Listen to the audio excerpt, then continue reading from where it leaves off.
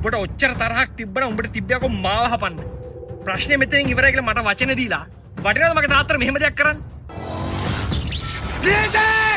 මේත් ගලනවා බං. මේ මහ බලු වැඩයක් දැන්වත් ෆිල්ම් එකකින් එළියට එලා මාව බෙහෙත් දාන්න එක්කම ඵලයන්කෝ. 30 40 හප්පුවාට මම මොකෙක්ද? ඔබට ඒ වෙලාවේ තිබුණ මාව හපන්න. ඌ චිත්‍රපටි පිස්සෙක්. රංගපාන්න තියනවා නම් ඕනම දෙයක් කරයි.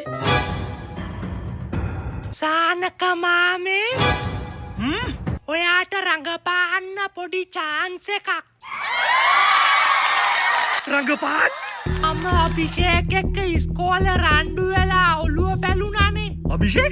අභිෂේක් බච්චන්ද? නෑ අභිෂේක් දුල්මින්. ඇලගාව ගෙවල් තියෙන්නේ. සර් ආපු වෙලේ මම කිව්වේ පියතුමා ගහලා ඔළුව පැලුණා කියලා. සර්ට දැන් පියතුමාව හම්බ වෙන්න ඕනලු. හෙට ඇවිල්ලා බැරිද පියතුමා වගේ රංගපාන්න?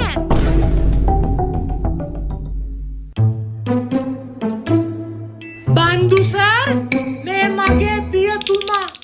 මම බන්දු 11C පන්ති බාර ගුරුතුමා. බන්දු? C බ්ලොක් එකේ බැන්ඩු අයියා? බන්දු අයියා? බන්දු සර් කියනවනම් තමයි වැඩිය හොඳ. මම නේමල්. මීට ටික දවසකට උඩදී සර්ගේ ගෝලයයි මාගේ අතර පොඩි ප්‍රශ්නයක් ඇති වෙලා මම ගෝලයට ගැහුවා. මට ආරංචි ඔලු පැලෙන්න ගැහුවා කියලා. මම ඒකට එන්නම් ටිකකින්. පළවෙනි දේ මේ ළමයා සෑහෙන දක්ෂ ළමෙක් විශේෂයෙන්ම ගණිතයට. O levels ඉවර කරපු ගමන් මේ පාර A level වලට මැච් කරවන්න. කම්බයින්ඩ් මැත්ස් වලට රුවන් දර්ශන්ස් වගේ තියරි ක්ලාස් යවන්න.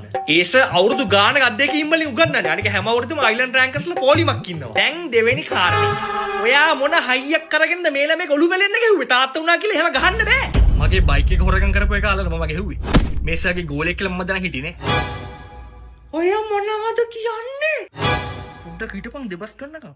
ළමයි වුණාම ඔහොම දඟ වැඩ කරනවා. තාත්තගේ බයිසිකලේ පදින්න තු මේ ළමයා කාගේ බයිසිකලේ පදින්නද? අනික මට නම් විශ්වාසයි අඩු ගන්න මේ ළමයා ඔහොම හොරකම කරාද කියලා. එහෙම නෙවෙයි සර්. මුව මෙතනට ගෙන්නලා මගේ ඉස්සරහ තියලා අහලා බලන්න. ගෙන්නන්න කියන්නේ ඔය ඉන්නේ? මේ නෑ කියනවා නම් මාව මෙතනම කපලා කොටලා ඉවරක් කළා දාන්න. ඈ? නෑ නෑ එච්චර දරුණු වෙන්න ඕනේ නෑ. මොනවද ඔය කියන්නේ? දෙබස් හොඳයිද? Bawa pang yako!